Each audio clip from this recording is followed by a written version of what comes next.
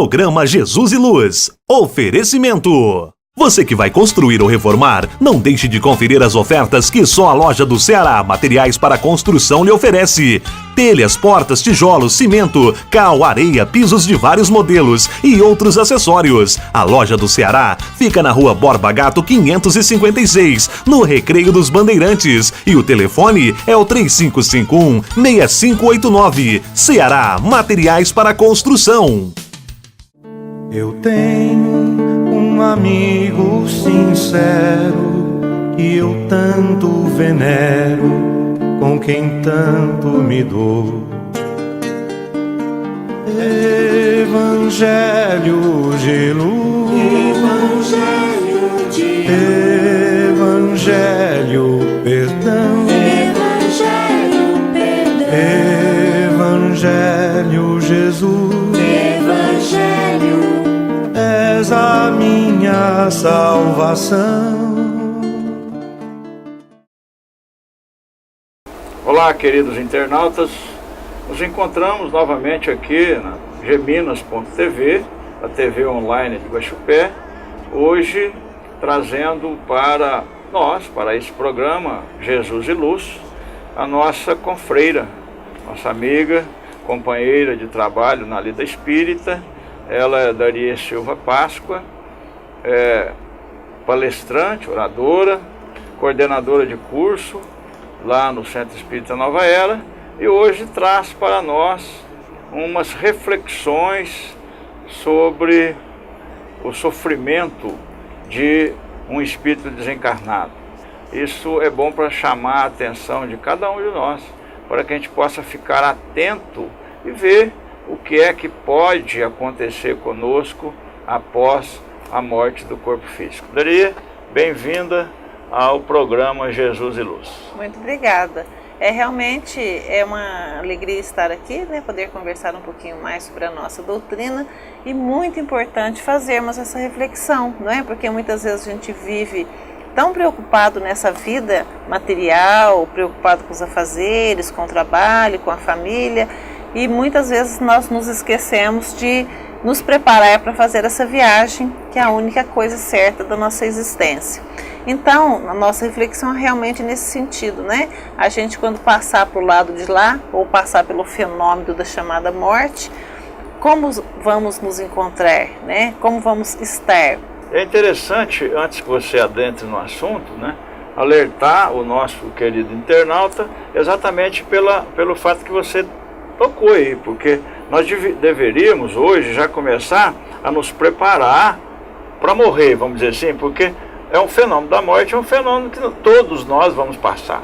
Só que chega no momento da morte, alguém da nossa família que morre, a gente sofre, fica desesperado, não é? Ou até mesmo nós mesmos, se estamos passando por uma dificuldade de saúde, aí ficamos desconfiados que vamos morrer, começa a bater aquele medo, aquelas coisas, e aí então você vai falar para nós hoje do sofrimento do morto, para a gente tirar essas experiências. Nós vamos basear o nosso comentário nesse livro de Chico Xavier, Contos desta e Doutra Vida, então do Chico com o espírito de Irmão X, né, que todos sabem que é Humberto de Campos. E a história tem um nome já bastante sugestivo, Apuros de um Morto. Então vamos conhecer esse morto, vamos ver quais foram os apuros, porque ele vai passando, até para a gente, quando for esse morto, não passar por tantos apuros assim, né? Tomara que não. Né? Esse morto chama Polinário, e logo que ele acorda, né, além da morte, ele se vê terrivelmente sacudido por uma estranha emoção. E ele é atraído, como se ele fosse sugado para dentro da sua casa. Então, na verdade, ele não tem consciência de que ele passou por esse fenômeno da morte, que ele desencarnou.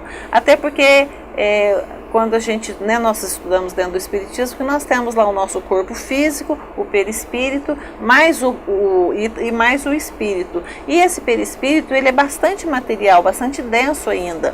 Então, o espírito chegando no plano espiritual, ele continua tendo muitas sensações, muitas percepções, principalmente as sensações de quando encarnado. Então, essa consciência de Vamos que dizer para o nosso internauta que o perispírito no Espiritismo é o corpo da alma, o corpo do espírito, para que eles possam entender. E aí tem um corpo um tanto quanto materializado e chega lá, acha que sente frio, que sente dor e etc. E vamos o lá. perispírito faz essa liga, né, entre o Exatamente. espírito e o corpo. E aí quando ele fica, como ele fica junto com o espírito, então todas essas sensações do que vivia, como vivia, continua com ele. Então, normalmente, a impressão que se tem é que ele continua vivo, né? Essa consciência de que passou por esse fenômeno demora um certo período.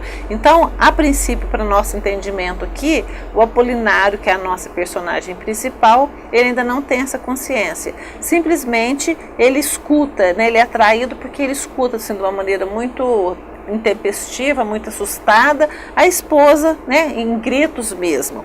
Então, a gente pode falar que a primeira cena, para entender melhor a história, a primeira cena, ele se vê perto dessa esposa, que está lá num dos cômodos da casa, e chorando, né, se descabelando, como diz a história aqui, muito chorosa. E o pensamento dela é de que ele tinha sido ingrato, né? Então ela pensava, ingrato, ingrato, era só em pensamento, porque de maneira assim, com a boca, ela não estava falando nada. Então observa que o espírito percebe, capta o pensamento das pessoas. E já é uma coisa interessante para a gente refletir, né? Exatamente. A partir aqui o que ela pensava, ele captava como se ela estivesse falando, mas na verdade pela boca não saía nada. E ali ele estava então observando aquela reação e não estava entendendo nada. Ele começou a tentar se comunicar com ela, gritava, pedia explicação, fazia barulho, até esmurrava na mesa para ver se era ouvido, e não entendia nada do que ela estava falando, porque ela estava xingando ele de ingrato. Ele achava que ele tinha sido um bom marido, uma boa pessoa, então não tinha explicação para aquilo. A esposa chama Dona Francina, então ela continuava ali completamente ignorando a presença dele. É porque ela não ouvia, né? Ela estava no mundo físico, ele no mundo espiritual, mas no mesmo espaço físico, e ele de uma dimensão, ela noutra, só a vibração que captava, ele dela, mas ela dele não captava. E a gente até poderia dizer que como ela não tinha nenhum tipo de mediunidade, ela nem percebeu a presença dele. E isso é muito comum no nosso dia a dia, né? Os espíritos estão sempre conosco. Para nós espíritas é muito comum, né? Mesmo para quem não é comum, eles estão sempre conosco. Mesmo para quem não sabe ou não acredita, não importa. De qualquer forma, os espíritos estão junto conosco. Querendo ou não querendo, essa é a realidade, né? E aí ele começou até a pensar assim, será que eu fiquei louco? Porque tava, né, não estava entendendo, estava achando que era um pesadelo, querendo retornar. Ele até se beliscava, como diz aqui na historinha. De repente ele também escuta falar, comentar do nome dele no andar térreo, né, na parte de baixo da casa. E aqui a expressão que o livro traz para nós é que ele se despencou. Então, quer dizer, se deslocou de uma maneira tão rápida, e lá ele encontrou a copeira conversando com o advogado dele, e ele começa a acompanhar aquela conversa, né? A copeira para ele, chamada aqui Maria Isa, é como se fosse uma filha, porque foi criada há muito tempo ali na casa, ajudava, trabalhava e tudo mais, e quando ele começa a observar a conversa dos dois, ele vai ficando ainda mais escandalizado, porque a empregada faz muitas acusações e explica que ela tem um filho, que esse filho foi desse senhor, né, que era filho dos dois. Era filho dele. Ele leva um susto, porque não era filho dele, não está entendendo porque que ela está mentindo daquela maneira, o que está acontecendo. Esse menino chama Samuel. Então ela diz que o Samuel também tem que entrar na divisão da herança, porque é filho, e a vida toda ela passou ali por muitas privações. E com certeza ele precisava ser, né, cuidado ali. E o Apolinário fica completamente doido, desesperado. Tenta até, né, esbofeteá-la e fica bravo. E no meio da conversa ele escuta o próprio advogado dizer assim, bem, desde que o Rezende morreu, e aí ele já leva um choque, né, um tremendo choque. Morreu? Como? Como que significava isso? Né? Até que está acontecendo? então ele não sabia que ele estava desencarnado, porque ele se sentia num corpo físico, embora as pessoas não estivessem vendo, nem entendendo, nem ouvindo ele. Então, acompanhando aquela conversa, ele escutou isso, mas na verdade ele ainda não entendeu isso. Não entendia muito bem, mas para nós aqui traduzir por nosso internauta, ele estava morto, mas não estava morto, e ele não estava entendendo bem essa história. Na verdade ele fica mais desesperado ainda, né? Porque isso acontece muito, a pessoa não tem preparação nenhuma, então chega não no sabe que a vida continua, e aí continua e ele assusta. Né? Essa visão muito errada, né? Fazendo parênteses aqui da história que nós temos de muitos têm de céu, de inferno, às vezes até de purgatório, de um lugar determinado. Então, outros que dormem, esperam o juízo final, outros que não sei o quê, e aí quando acorda no mundo espiritual, fala, peraí. A gente que participa de reunião mediúnica tem assim, alguma experiência nesse sentido, né? E a gente fica bastante frustrada. Como que os espíritos sofrem e ficam perdidos, porque todas essas crenças realmente para eles passam a ser verdade. Então cria-se como se fosse uma barreira, né? E permeabiliza para ver a verdade. Fica com essa ilusão. E aí, muitas vezes, precisando de muitas reuniões mediúnicas, né, sofrer esse choque anímico, né, choque com a parte material do médium, para começar a entender um pouco do que acontece, às vezes até para visualizar um desencarnado parente, um amigo, uma pessoa que está socorrendo, aí que começa a relacionar as coisas, né, dizendo, mas peraí, esse que eu estou vendo ali já desencarnou, então precisa ter esse contato com o médium para ter uma visão um pouco mais real, para perder um pouco dessas crenças errôneas, né? E aí o compromisso muito grande que as religiões têm quando fazem esse tipo de formação religiosa, não é? E é interessante quando você fala dessa questão do mundo espiritual, porque Deus é infinitamente bom e justo, não infringe a liberdade de crença de ninguém, mesmo no plano espiritual. E aí quando o espírito acorda no mundo espiritual, digamos que é um evangélico, aí quem que vem explicar para ele da continuidade da vida? Um pastor, um pastor mesmo evangélico, um irmão da religião. Um que já começou a entender, não é?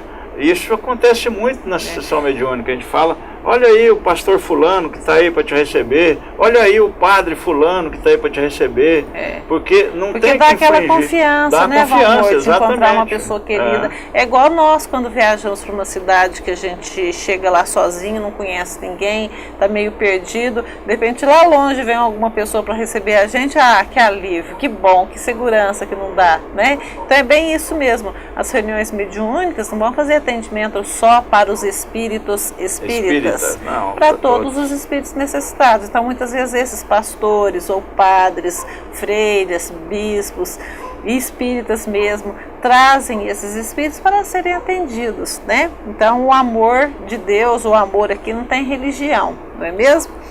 Mas retornando na nossa história, então ele fica bastante assustado. Aí realmente ele começa a questionar, será que eu fiquei louco? Né? E aí ele grita, ele se desespera, parece uma fera presa lá no circo. E a conversa ali continua. Então ele fica sabendo, pela conversa que está acontecendo ali, que tinha tido um inventário, que já estava mais ou menos no meio da conversa, né? Desse inventário já estava caminhando. E aí essa copeira, essa Maria Isa, diz, né, que tinha sido seduzida por ele, e por causa disso ela tinha direito lá também à partilha da herança, que na época que dariam uns 500 mil reais, né? Que não era um valor muito pequeno. Então o doutor Joaquim, como advogado, lógico, de maneira bastante racional, propôs que se fizesse um exame de sangue, né? Fizesse um exame de DNA, pedindo as provas. Nessa hora a moça desarma essa proposta dele, porque ela deixa claro que Renato, que é o filho caçula do Apolinário, conhecia a situação, sabia de tudo. Várias vezes teve a oportunidade de acompanhar a conversa dele, do Apolinário, né, com ela, e sabia de toda a situação, sabia a situação que o Samuel era filho e tudo mais. Nessa hora, o pai, o Apolinário, fica mais... Aí que fica desesperado. Como sabia? Esse não é meu filho, que nessa conversa nunca aconteceu. E aí, então, ela diz que vai chamar esse filho, né, esse Renato, e aí vai falar um pouco desse filho, que ele não era muito juizado, que ele não era muito, né, responsável. Então ele chega, entra naquela conversa e comprova. Realmente, umas 2, 3 vezes eu tive a oportunidade de pegar uma conversa com meu pai com ela, e realmente o menino é filho dele, sim, eles tinham um relacionamento. Meu pai até me passou a responsabilidade de não deixar esse menino esquecido, né, que era para ficar responsável por ele, porque ele lhe devia paternidade. E nessa hora, esse Apolinário, né, que de vez em quando a gente fala Rezende aqui, que é o sobrenome dele, ele consegue também perceber os pensamentos do filho. Aí ele começa a compreender o que está acontecendo aqui. Renato havia feito um acordo com essa Isa, né, com a cozinheira, com a copeira, para dividir esse valor. Então, a parte do Samuel. A parte do Samuel. Com então, isso ele ficava com uma parte maior da herança do pai. Com certeza, porque tinha um outro irmão dele aqui, chamado, mais para frente vai Reinaldo, que já é um filho mais velho, que já tinha mais juízo, mais comportado, e daqui a pouquinho ele aparece na nossa história. Então o Renato, para não dividir só com o irmão e com a mãe, arranjou essa maneira, mais um herdeiro, dá um pouquinho para o Samuel, para essa Isa, e no final acaba ficando com um pouquinho mais também do que a mãe, do que o irmão, né? E aí deu para entender direitinho qual que era. Só que observa só a responsabilidade que ele está assumindo. Para ele ficar com um pouco mais de dinheiro, ele não vacilou em sujar o nome do pai, né? Porque vai ter que aparecer isso em alguma situação. Então esse pai fica completamente abatido. E aí começa a procurar na casa esse filho mais velho. E vai encontrá-lo realmente lá no escritório. E esse filho está bastante conformado com a situação. Ele também ficou chocado, assustou, mas preferiu que deixasse tudo da maneira que estava, perder uma parte da herança para não desrespeitar a memória do pai, porque se realmente fosse levantar nessa questão ficaria muito pior.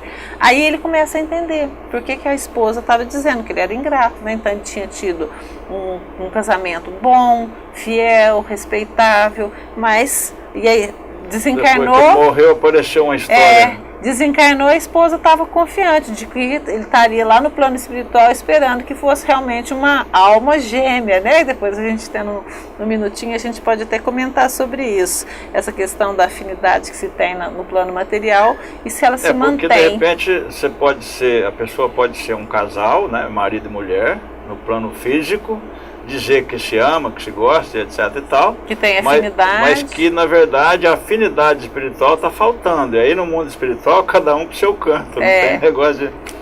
Dentro, nas questões lá do livro dos espíritos, nós vamos encontrar isso aí, né? Se esse espírito depois encontra com os seus familiares. Realmente a questão é essa, de ter afinidade espiritual. Porque é um pouco daquela história que é da carne, é da carne mesmo, né? O que é do espírito, que é do espírito. Então essa afinidade espiritual, essa convivência que vai fazer diferença.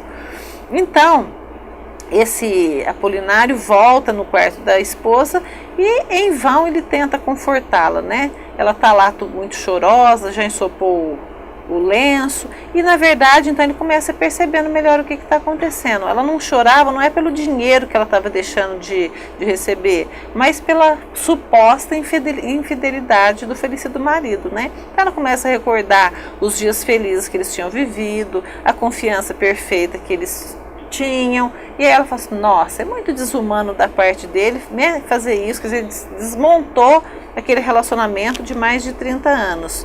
E depois de ter muito tentar consolá-la, sem conseguir, até ele mesmo entender isso, ele começa a raciocinar, mas por que isso aconteceu?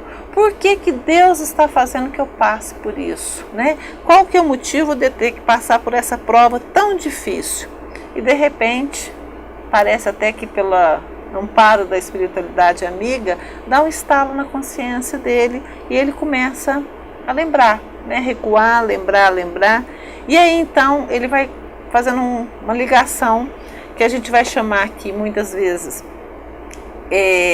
já a causa das aflições na própria encarnação, né? O que a gente tem aqui lá no Evangelho segundo o Espiritismo, no capítulo 5, nós temos o motivo das nossas aflições. E a gente pode ter aflições causadas nessa própria encarnação ou então encarnações anteriores. E aí nessa busca dele ele descobre que está mesmo aqui nessa vida, né? Nas causas atuais dessas aflições. Então ele começa a raciocinar que a Maria Isa tinha recebido dele realmente toda a consideração, todo o respeito, mas aí de repente ele se lembra da Julieta. Quem que foi a Julieta? Quando ele era jovem, antes, né, de conhecer a atual esposa, ainda estudante, um dia lá ele se apaixonou por essa Julieta e formaram um casal assim, muito bonito, se envolveram emocionalmente de uma maneira muito forte e ela acabou engravidando. Mas ela confiando no casamento e ele lá analisando as próprias conveniências, até então que ele achou melhor propor para ela que ela abortasse. Então, esse vergonhoso processo abortivo, né, que também a gente tem um tempinho, a gente pode dizer, dentro do próprio Espiritismo, a visão que o Espiritismo nos apresenta, porque em nenhum momento, né, o aborto deve ser colocado, praticado de forma alguma. A única situação é quando coloca a vida da mãe em risco. A vida da mãe em risco, né? Porque já tem uma vida em curso e uma outra que vai estar se fazendo. Mas fora isso, nenhuma situação. Até na própria questão do estupro, qualquer outra situação, porque não dá para analisar só nessa encarnação, né? A gente tem que ver também esses vínculos que a gente traz de encarnações anteriores. E às vezes o que hoje, pensando em termos de um filho, né, que parece que não é esperado, naquele momento, mas se você for analisar a vida daqui 10, 20, 30 anos, aquele filho, de repente, vai ser o que vai acolher a mãe depois lá na sua velhice, né, e vai criar outros vínculos tão bonitos e tão importantes. Então, às vezes, essa reflexão também pode ser trazida de maneira assim, mais profunda para se pensar também.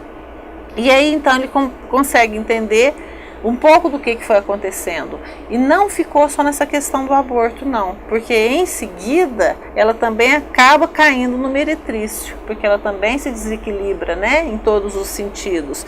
Então, olha a responsabilidade dele. Pelo aborto, pela vida que ela tem. Então, a gente, muitas vezes, tem que tomar muito cuidado com a maneira como a gente trata as outras pessoas, né? As consequências dos nossos atos porque aqui. Se nós analisarmos essa questão de uma gravidez, né, há 50 anos atrás, vamos dizer assim, porque eu tenho 62, eu posso analisar uma gravidez há 50 anos atrás. Era completamente diferente o julgamento de hoje. A moça era colocada fora de casa, ela tinha que se virar sozinha, porque era uma afronta à honra da família. Hoje mudou tudo, hoje é normal, as pessoas aceitam, a sociedade aceita, tudo bem, melhorou muito, né? O processo evolutivo e que se dá hoje está muito melhor, obviamente, porque ninguém joga ninguém na rua e tem que proteger e acolher e tal, ver se não consegue errar mais, não pode ser conivente, né? A gente não pode dizer ninguém, a gente vai dizer que a grande maioria já tem uma compreensão um pouco melhor. Né? Mas há 50 anos atrás era isso que acontecia, e aí quem que se responsabiliza? As pessoas que estão vinculadas a esse processo vão pagar por isso de alguma forma em algum momento. E aí o Apolinário Rezende está se vendo nessa questão. Então ele começa a entender isso, né? Aí, na verdade, a cabeça dele pega fogo. Ele consegue, então, relacionar o que havia acontecido, que estava acontecendo com ele, o compromisso que ele estava assumindo ali sem ser compromisso dele, mas aquele outro que ele tinha que, na verdade, ele não assumiu. Então, na verdade, era a própria lei divina cobrando aí, né, o peso que ele tinha que pagar. Então ele fica nesse primeiro dia de consciência acordada, né, tendo essa consciência de que ele desencarnou, sofrendo demais, num verdadeiro inferno mental. E isso, para ele, estava acontecendo ali num dia só. Caiu a noite e ele continua ali junto com a esposa, né, sem saber o que fazer, tentando conversar com ela enquanto ela estava dormindo, que seria também interessante a gente perceber nessa parte, porque muitas vezes quando acontece, né, essa separação momentânea de algum ente querido, de algum familiar, muitas vezes a gente pensa que está separado, mas o momento do sono aqui, igual ele mesmo tenta se comunicar, tenta falar com ele não consegue, mas em outras situações é muito comum que se consiga, né? Então é uma forma de matar a saudade, de ter notícias, né? Então é um benefício muito grande. Na verdade, a morte, como a maioria das pessoas a vê, não existe, né? Porque ela acaba tendo também assim, uma separação transitória, mas em vários momentos oportunidade de reencontro, de matar saudade. Por isso que às vezes a gente acorda um pouquinho mais, às vezes não tem consciência, mas acorda um pouco mais aliviado, mais satisfeito, com aquela lembrança boa. Encontra respostas. Por que não pode ter tanta consciência? Porque talvez ficaria até com dificuldade para encarar a vida do jeito que ela é, né? Porque aí queria ficar lá, não queria vir para cá. Então Deus faz tudo certinho, né? Porque você fala, mas o que adianta eu sonhar se eu não lembro? Mas alivia, né, a saudade. A saudade então realmente também isso tudo é bênção de Deus que a gente recebe. Então ele fica por ali. No dia seguinte, logo cedinho, a esposa, a dona Franzina, levantou-se, orou à frente da imagem dele, que ele se sentiu assim até bastante lisonjeado, né? Porque afinal de contas já estava orando em frente à fotografia deles lá, né? Ele ficou até emocionado. E mais ainda, depois que ela pega um grande ramo de flores e sai em direção a um templo. Então ele vai junto, né, com esse reconhecimento, emocionado, entendendo que ela estava fazendo ali alguma cerimônia em benefício da própria felicidade, do bem-estar dele. Aqui entra a questão da prece. Do ofício religioso, mas entra a questão da prece, né? Cada um faz a sua maneira. O próprio, não importa que seja de uma maneira ou outra, na verdade o sentimento, a oração vai sempre ser benéfica ao espírito, né? O valor aqui da oração. Então, com certeza, naquele momento, acompanhando tudo, ele também sentiu um certo benefício. Terminadas essas orações, a esposa dele foi para o cemitério. E aí então, só lá que ele ficou sabendo que já estava comemorando o 6º mês da sua partida. Ou seja, no comecinho da história a gente pensa que no primeiro dia que ele desencarnou, já estava acordado para a realidade. Demorou 6 meses para ele acordar. Isso, 6 meses já haviam se passado. E olha que foi rapidinho, viu? Tem gente que demora mais, né? Então aqui o livro vai nos trazer assim, olha, 183 dias de inconsciência na vida espiritual. E aí o que você falou é pura verdade, né? Essa inconsciência espiritual, às vezes vai até milhares de anos. Não precisa nem ser só dezenas de anos. Vai variar muito de acordo com como a gente viveu. Porque, veja bem, aquele nosso irmão que vive nesse mesmo mundo nosso, num espaço físico diferente, que acredita que ele vai dormir, esperar o juízo final, ele desencarna e dorme mesmo, porque é a consciência dele, né? E esse sono pode ser de 100 anos, 200 anos, 300 anos, 1 milhão de anos, porque para o espírito a contagem de tempo é diferente. E aí quando ele acorda, puxa vida, quanto tempo eu perdi? O problema é que é tempo perdido, né? É tempo perdido, exatamente. Então aí tem que retomar a caminhada. E aí, mas a gente sabe, né, que tudo é questão de ignorância, no bom sentido da palavra. A pessoa não conhece, ignora, então na verdade da realidade. Não é considerado aqui erro, né? A dificuldade talvez seja até maior em acordar esse espírito, porque o sono é tão grande e a própria mentalidade de que tem que continuar dormindo não aceita que acorde, então muitas vezes tem que... Exatamente, eu toquei nesse assunto porque no livro Mensageiros da Luz, de André Luiz, né, Chico Xavier, André Luiz conta que no trabalho do mundo espiritual eles vão naqueles... Ele colocou para a gente entender como se fosse um barracão, não é? Um pavilhão, onde tivesse várias camas e vários espíritos encarnados dormindo. Aí eles iam lá, aplicavam um passe, ou benzia, botava lá a mão no corpo do espírito dormindo, e eles acordavam, não é?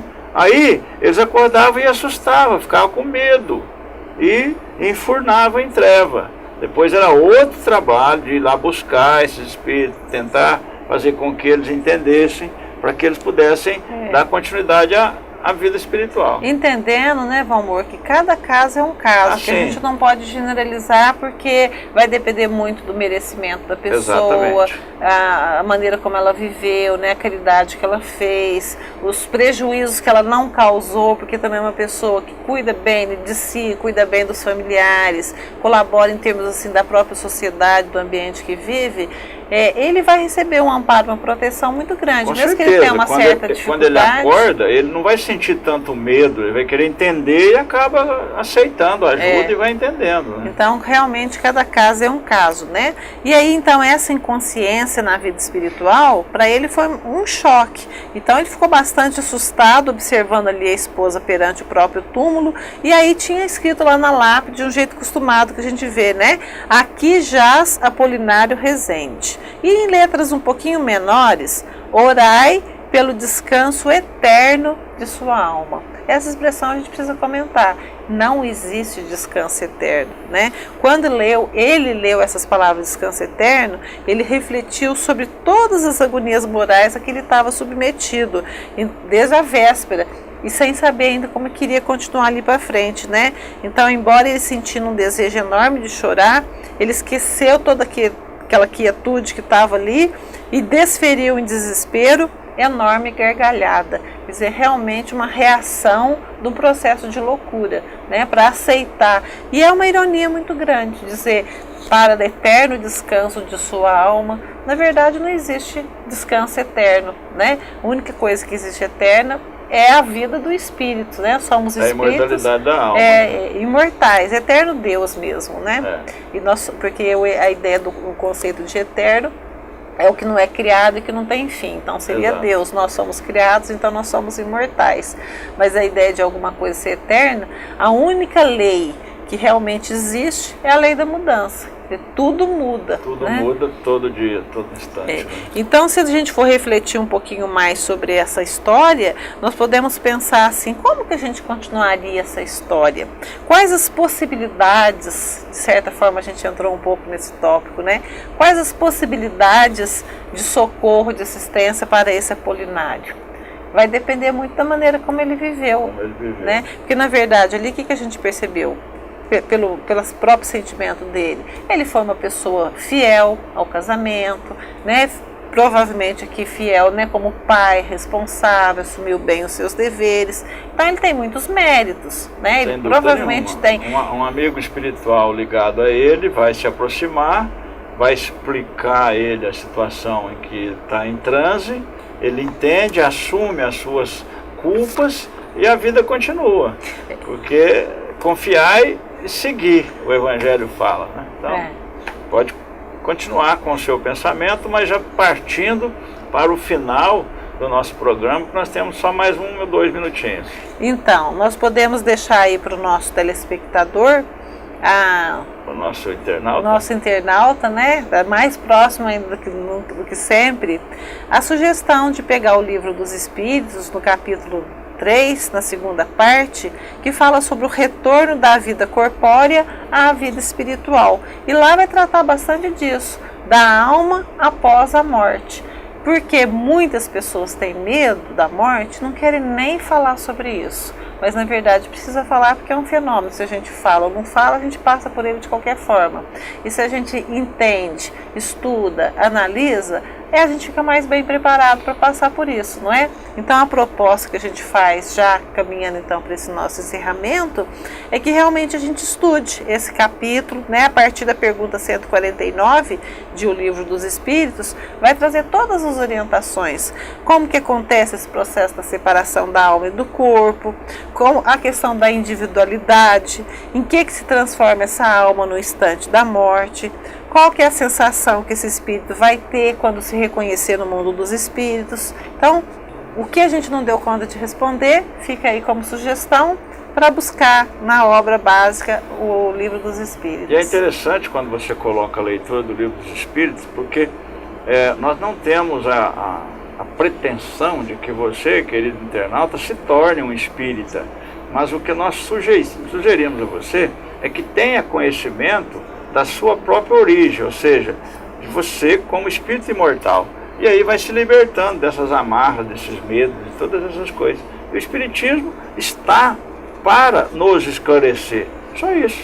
E você continua sendo o que você é, praticando a sua própria religião. Mas pelo menos se oriente, não é isso? Isso mesmo. Então tá, Daria, muito obrigado pela sua presença, que a gente possa ter outras oportunidades de estar aqui conversando aí com o nosso internauta e passando os conhecimentos do Evangelho à luz do Espiritismo. Eu que agradeço. A gente não sabe muito, mas o pouco que a gente sabe, a gente gosta de trocar ideia, né? Você não né? coloca a candeia debaixo do alqueire, mas em cima do candeeiro, para que aquele que entra veja a luz. Ainda que seja muito pouquinho a luz, nós colocamos aí para que você tenha uma semana de luz, de paz. Fique em paz.